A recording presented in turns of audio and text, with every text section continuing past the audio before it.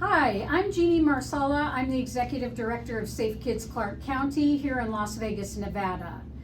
I am a child passenger safety instructor. In fact, I was the first in the state of Nevada to be trained, and I am 49th in the nation. So I have over 30 years experience in car seat safety. Today's video is designed for the NICU nurse taking care of the premature infant in the NICU setting and getting them ready to do their car seat challenge. I have also been a NICU nurse for over 3 decades. So we as NICU nurses know that any baby that has required oxygen while being in the NICU is going to need a car seat challenge before they go home. So before we start the car seat challenge test, we need to make sure that we have the right car seat based on the child's weight and age. So we want to make sure that we get the baby's weight, and then the next thing we do is we're going to go to the car seat. Again, we can find the labels on the side of the car seat. So to take this car seat out of the base, you're going to actually squeeze back here. This is how the majority of them are. And we're going to look for the labels that are on the side. So right now we can see that this infant seat starts at 4 pounds and goes up to 30. So be aware of that at first, because a lot of car seats will start at 5 pounds, and you do not want to put an infant that weighs less than 5 pounds in a car seat that starts at 5 pounds. So you want to make sure this weight range is correct. The other thing that we need to make sure of is, was this car seat made in the United States?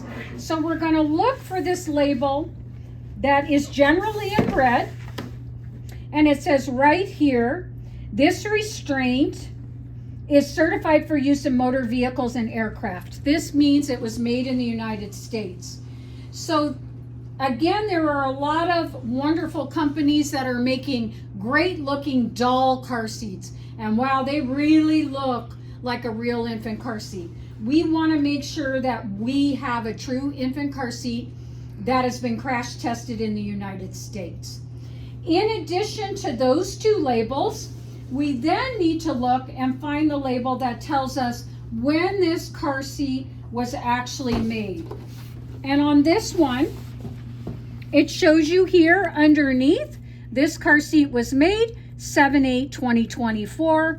Car seats cannot be used if they are older than 6 years or if they've ever been in a crash. So you want to make sure that you ask that parent, are you the original owner of this car seat, and has it ever been in a crash? If it's been in 1 crash even, the car seat is no longer good. And that is because the plastic will suffer force onto it and deteriorate in a crash.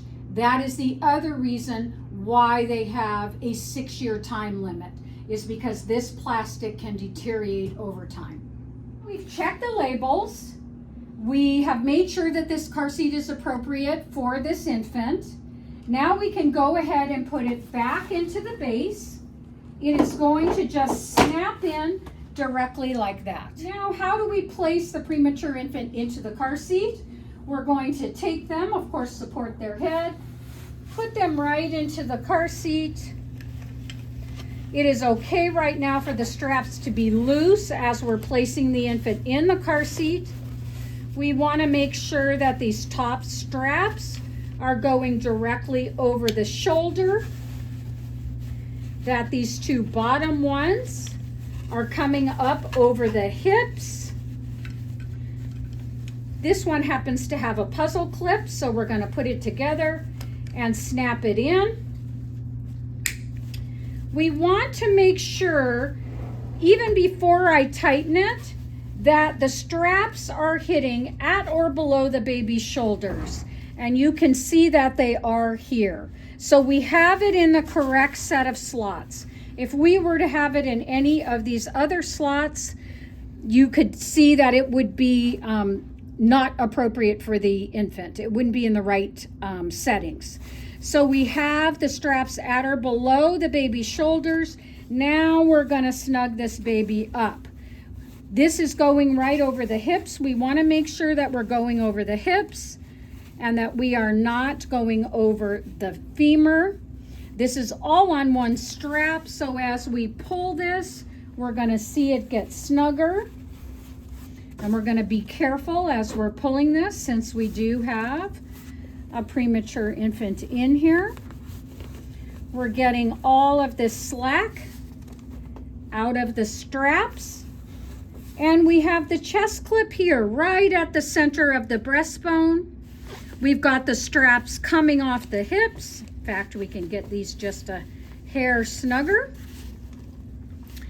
And when we go to pinch at the shoulder, we cannot pinch any slack, which means that this is tight enough. So again, the straps need to be at or below the baby's shoulders. The chest clip needs to be right here at the center of the breastbone or armpit level. And it needs to be nice and snug to where you can't pinch any slack.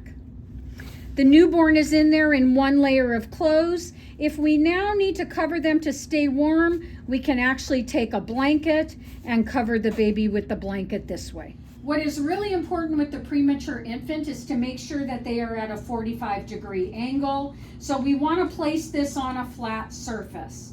When the car seat first comes out of the box, they're all on a 45-degree angle on a flat surface. So that's where we want to be. Because if the baby is too upright, then what can happen is that head can fall forward and occlude the airway, and then we would actually have the baby having a desaturation episode or an apneic and bradycardic episode. So it's very important to start at the correct angle. Some of you may be wondering about this angle indicator here. That angle indicator is very, very important when you're in the vehicle, because every vehicle has a different slope to their vehicle seat. When it comes out of the box, we are going to make sure that that base is flat. And that is what we're going to do the car seat challenge. A lot of car seats now have a foot on them to compensate for the slope in the vehicle seat. So you may be wondering what that foot is and where it is and what the purpose of that is. And that purpose is for when we get to the actual vehicle. This one requires both buttons to be pushed. It's going to bring that foot out. But as you can see on the flat surface, it's actually going to make the baby recline too much. But this foot is very, very important once we get to the car. So I'm sure the question is, what is our liability as nurses? You will hear people say, don't touch the car seat, don't do this, don't do that. You should never install a car seat for a patient unless you are a nationally certified child passenger safety technician. And then again, that would be up to your hospital and your hospital's policies. However, it is extremely important as the NICU nurse that you provide those parents with education. We are dealing with a medically fragile infant, and it is very important that we guide and educate the family.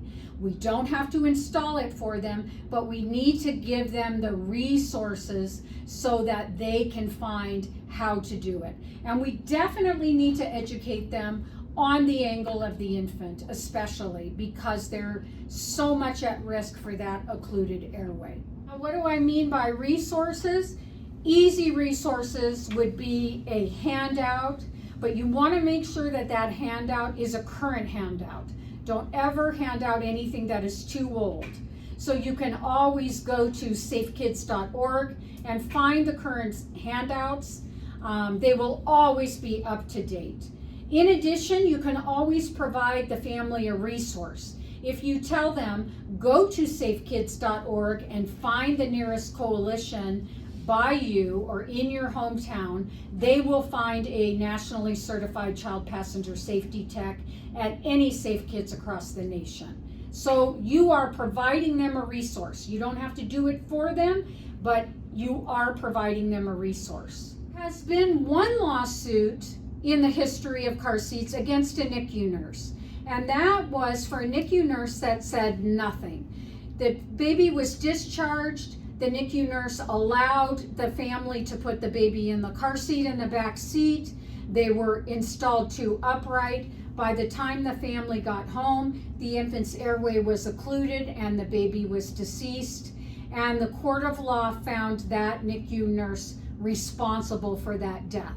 Because although it wasn't her job to install the car seat, it was her job as an intensive care nurse for critically ill infants to have the knowledge to be able to educate them on how it should be. And there was no documentation on that. Remember, your documentation is also your word. You may have told the parent something, but unless you document the resource that you have given the family, then that is not proper documentation. Thank you everyone for sticking with me through these videos. I hope a lot of NICU nurses have seen this, and I hope it helps you with your next car seat challenge. Don't forget to like and subscribe and share this video with your friends, and come back and watch more videos.